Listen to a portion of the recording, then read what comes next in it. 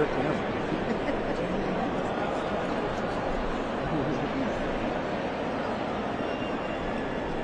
How you doing? Come on in, buddy. Come on in. Happy Thursday.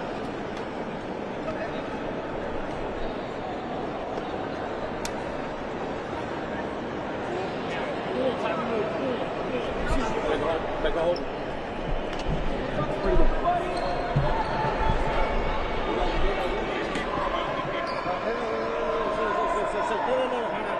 He's cool.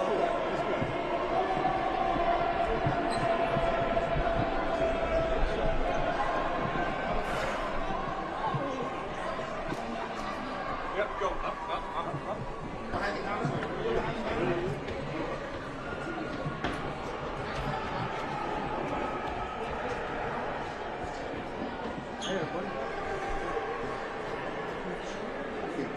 He's going to work this line. What state are you guys from? Follow me. Cool. Right here, Pool. You can get up here if you want. Stand up. Get in there. Wherever you want to go.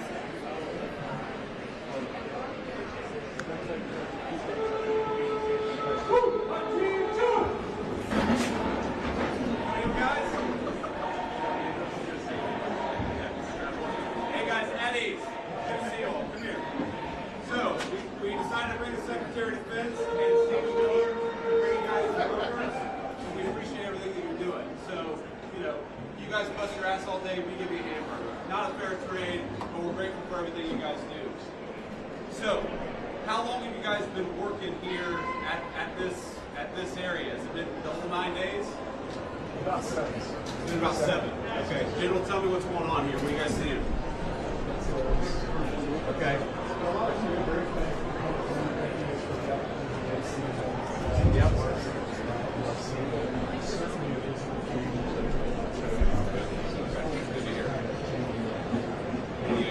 Well, a lot's changed in the past 7 days. It's actually kind of amazing. So you guys are doing a hell of a job. We're proud of you. We're grateful to you. And I just wanted to come by and say thanks and hang out with you. So let's say hello for a bit. And I think we can talk to this forward. But just want to shake some hands and say hey to guys. General, appreciate it. Thank you. All right. Good to see you, man. Thank you.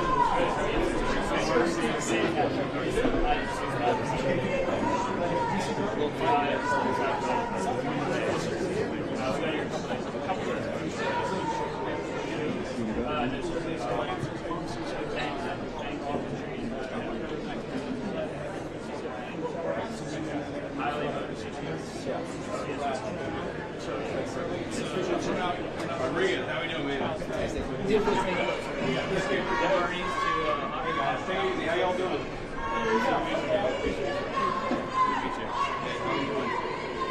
All right, thank you. I appreciate that. I'm honored. Yeah, of course. Yeah, come here. We'll take a photo right now. Where are you from? Oh, great. Okay, awesome. Photo here. We'll make sure you get a copy. Yeah, we'll get a copy. All right, ready? 3, 2, 1. Got it. All right, awesome. Yeah, thank you guys. Appreciate you. Hey guys, how you doing? Good to see you all. How's it going over the hill? Good. Busy summer? Busy summer? Yeah. Super fun. Okay. Good. Okay. Well, we appreciate you guys. Thanks for all your help. Yeah. Good to see you all. Hey guys, how we doing? Good. Good to see you guys. Thank you. Oh, I already said hello to you.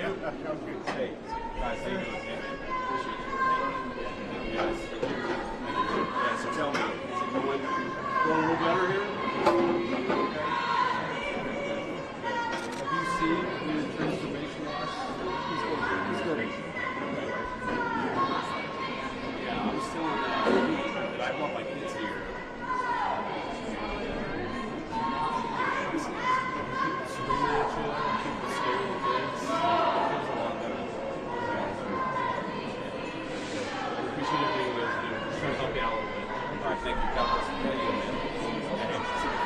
see you. How are you?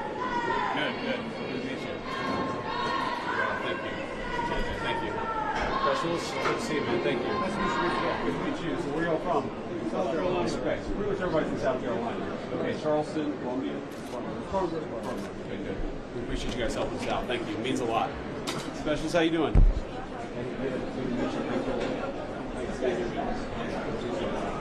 Sir, how we doing? Great, great. How you doing? I'm doing good, man. I can't complain. This is a lot more fun than I do most days. All right, appreciate it. Good to see you, man. Thanks for all your help.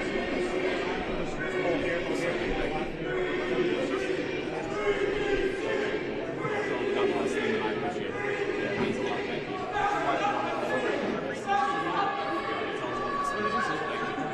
Sorry to hang you.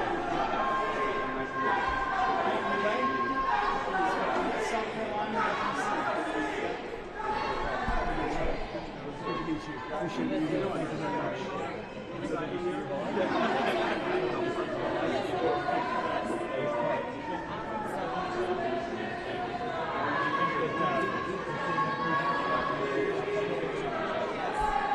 All right. So, what's our name here? Okay. Whatever you want. Sorry. I just want to go. So what's the plan? We do the gaggle, right? Are we doing that up here? Or are we doing that later? Wherever you want to. Okay. All right. Let's follow Kieran here. All right. Kieran, you lead the way. Back to where you were. All right. Okay. All right.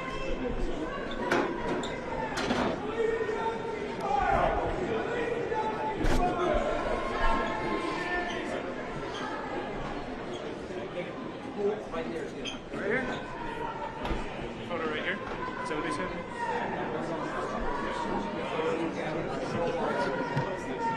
So you can be up here. You can be up. Your audio can like up here. Wait. My audio shot. Okay. Full camera. Do you want to be up on here or do you want to be there? So, we have a few reporters here. So, look, guys, what we wanted to do here was a couple things. First of all, we want to say come and say thank you to the National Guards folks, to the cops for actually keeping this place safe. If you look at what's happened in Washington, D.C. in just the past 9 days, we've seen a 35% reduction in violent crime. We've seen over a 50% reduction in robberies. We are seeing really substantial effects because these guys are busting their ass. So I want to come here, highlight what they're doing, say thank you in person, obviously pass out a few burgers, but most of all, just send a message to the American people. Look, we don't have to live like this. We do not have to allow our cities to be taken over by violence and by disorder and by chaos. You can actually do stuff. You can actually bring law and order to communities. You've just got to have the political willpower to do it. And I think you hear these guys outside here screaming at us. Of course, these are a bunch of crazy protesters. But I'll tell you, a couple of years ago when I brought my kids here, they were being screamed at by violent vagrants, and it was scaring the hell out of my kids. And one of the things that we've done already in Union Station in just 9 days is we've made it a place where people can walk around safely. They can bring their kids again. They can see this beautiful monument, the architecture. They can have a meal with their friends and their loved ones because, again, we brought some law and order back to Washington, D.C. So I want to thank Pete Hegseth and Stephen Miller. I want to thank all the people, the guardsmen here and the police officers who have worked very hard. And I know that we've traded now some violent, crazy people who are screaming at kids with a few crazy liberals who are screaming at the vice president, but I think that's a very worthwhile trade to make because we want our people to be able to enjoy our beautiful cities. And the last thing I'll say is to the American people, D.C. is already safer than it was 9 days ago, but we're going to make it safer still to come. This is your city. You should feel free to come and visit here, have a meal, see all these incredible monuments, and actually enjoy yourself, and that's what we're trying to make happen. And I think that if we set a standard in Washington, D.C., that political willpower can bring some common sense, law and order back to these communities, then maybe some other communities and other cities will follow suit. So it's kind of crazy. You hear these guys outside. They appear to hate the idea that Americans can enjoy their communities. They do the fact that D.C. a week ago had a higher murder rate than Trinidad and Tobago, which the United States State Department has said you shouldn't visit because it's unsafe. We ought to be able to enjoy great American cities. That's what we're trying to do with the Trump administration. And we want to thank all of our law enforcement and National Guardsmen for making it possible. We made a lot of progress in 9 days. We're going to make a whole lot more. I'll let Pete and Stephen Miller say something, and we'll take a few questions from the reporters. So, Mr. Secretary. Thank you, Mr. Vice President. I'll just start by saying yes and amen to everything you said. The American people, the residents of D.C. deserve a safe and beautiful city. That's our mission. That's what every one of these captains, lieutenants, staff sergeants, specialists, privates, they're here because they're patriots who serve the country and believe we deserve a beautiful, safe capital. And when I talk to all of them, Stephen, we've all had a chance to talk to them, they're proud of this mission. They're proud to be a part of making sure law and order is established here in the capital. We're resourcing with everything they need, working with our law enforcement partners. So the National Guard, the Defense Department, is proud to be standing with you and the President in ensuring we have a safe capital that is beautiful, that residents can come visit. And we're committed to this mission just like the one at the southern border and in Los Angeles. Our law enforcement officers deserve to be able to do their job safely, and American citizens, putting American citizens and our country first, is something President Trump has emphasized from the beginning. So thank you to these troops. I know I always liked a good cheeseburger when I was in uniform, so hopefully we could deliver a few of those. It's an honor to be here with you, and also thank you for everything you're doing. Thank you. And first of all, thank you to the Vice President for bringing us here today. Thank you, Secretary, for your leadership, and most importantly, thank you to the men and women of the National Guard. I think here's the most important point. There are residents who lived in Washington, D.C. their entire lives. Their parents lived here. Their grandparents lived here. And they have lived for generations in intolerable conditions of crime and decay. There are parts of the city, I moved to the city 20 years ago. There are places where I've seen graffiti that has been untouched for 2 decades. There are homeless encampments that have made it impossible for families to use public parks and public recreation for as long as I've lived here. There are hundreds of residents of this city who are shot in street violence every single year, making it one of the most violent cities on planet Earth. And for too long, 99% of this city has been terrorized by 1% of the city. And the voices that you hear out there, those crazy communists, they have no roots, they have no connections to the city, they have no families they're raising in this city, they have no one that they're sending to school in this city, they have no jobs in this city, they have no connections to this community at all. But they're the ones who've been advocating for the 1%, the criminals, the killers, the rapists, the drug dealers. And I'm glad they're here today. Because me, Pete, and the Vice President are all going to leave here, and inspired by them, we're going to add thousands more resources to this city to get the criminals and the gang members out of here. We're going to dismantle those networks, and we're going to prove that a city can serve for the law-abiding citizens who live there. We are not going to let the communists destroy a great American city, let alone the nation's capital. And let's just also address another thing. All these demonstrators that you've seen out here in recent days, all of these elderly white hippies, they're not part of the city and never have been. And by the way, most of the citizens who live in Washington, D.C. are black. This is not a city that has had any safety for its black citizens for generations. And President Trump is the one who is fixing that with the support of the Metropolitan Police Department, the support of the National Guard, and our federal law enforcement officers. So we're going to ignore these stupid white hippies that all need to go home and take a nap because they're all over 90 years old, and we're going to get back to the business of protecting the American people and the citizens of Washington, D.C. Thank you, Stephen. A few questions. Mr. Vice President, why are troops stationed here at Union Station on the National Mall instead of areas in D.C. where crime is statistically highest? Well, if you've ever been to Union Station in the last few years with your family, you know that crime is actually extremely high right here in Union Station. You have vagrants, you have drug addicts, you have the chronically homeless, you have the mentally ill who harass, who threaten violence, who attack families, and they've done it for far too long. This should be a monument to American greatness. This should be a place where you can come and share a meal or go shopping with your family. It should not be a place where parents of small children are afraid to bring them because, to Stephen's point, we have empowered criminals over the people who actually need public safety in the city. So I think Union Station is a great example of what's possible when you actually have the political willpower to bring law and order and common decency back to the public spaces of the United States of America. So many Americans live in cities. They occupy these spaces. They know how unsafe they are, and they would love to be able to just live their life in places like Union Station without violent criminals making it impossible. We have changed so much in 9 days, and I thought it important to highlight how great of a space this could be, how easy it could be to actually enjoy something like Union Station if you just had politicians who stopped prioritizing violent criminals over the public citizens who deserve public safety in their own communities. And to add to that real quick, we talked to a first responder before we came up here, said this is their #1 call location is Union Station for first responders. So it's not as if this is insignificant. In many ways, this is part of the epicenter. And we go to that and return it to the safe location that it should be. It also frees up resources around the city. And you've seen a majority of the arrests happening in a lot of those places that need help. That's right. Were crime Will you extend past 30 days? Were crime... Will you extend past 30 days, and do you think you have congressional... Will Congress go along with it? Well, look, we'll ultimately let the President of the United States determine where we are after 30 days of this emergency order. I think that we're going to make a lot of progress over the next 20 days. I think that we're 9 days into this thing. But if the President of the United States thinks that he has to extend this order to ensure that people have access to public safety, then that's exactly what he'll do. If he thinks he doesn't have to do that, obviously he'll make that determination. But what we're going to do is try to empower these guys to do as good of a job as possible to bring public safety and order back to Washington, D.C. This is the national, cultural, and political capital of the world's greatest nation. And you talk to people, black, brown, white, so many of them are afraid to bring their kids into its public spaces. It's a shame. It's a blight. It actually should make every American ashamed that the world's leading superpower, our national capital, was unsafe for families to walk around at night. That is a disgrace.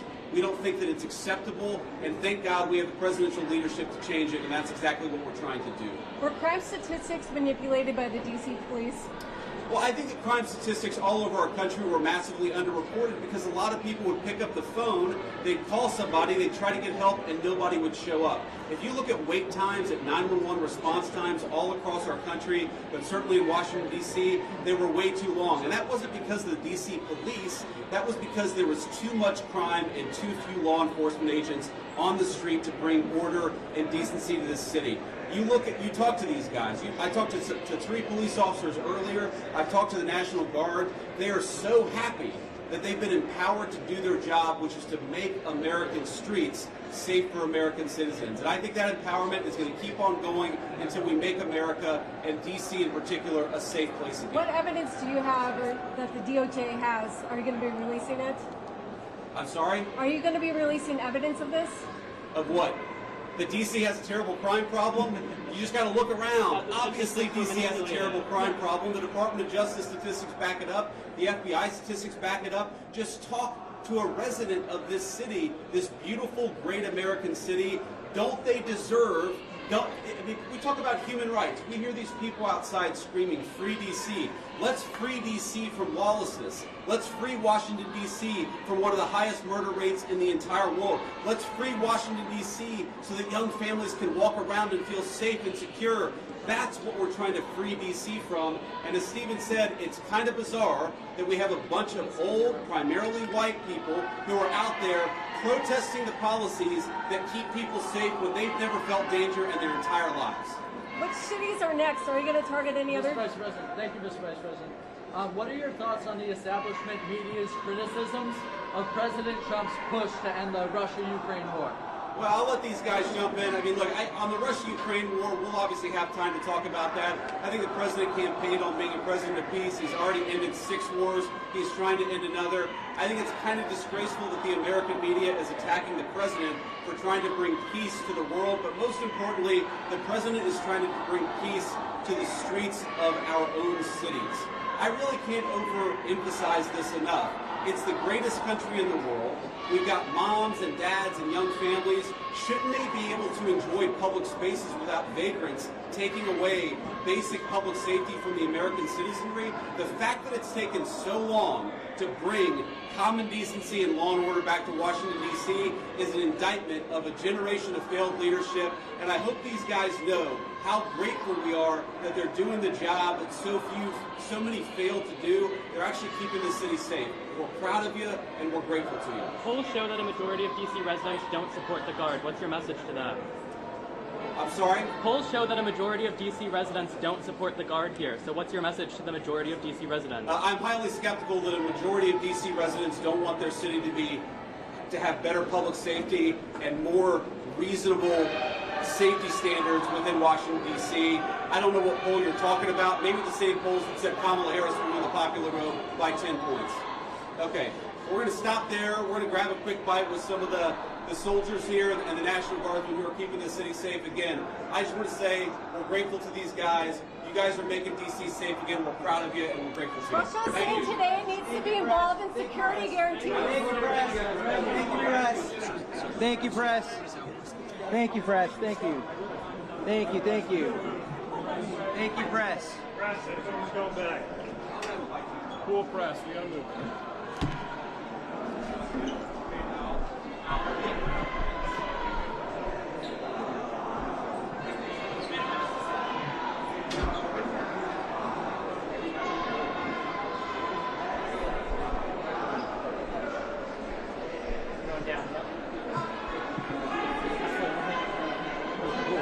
What's that?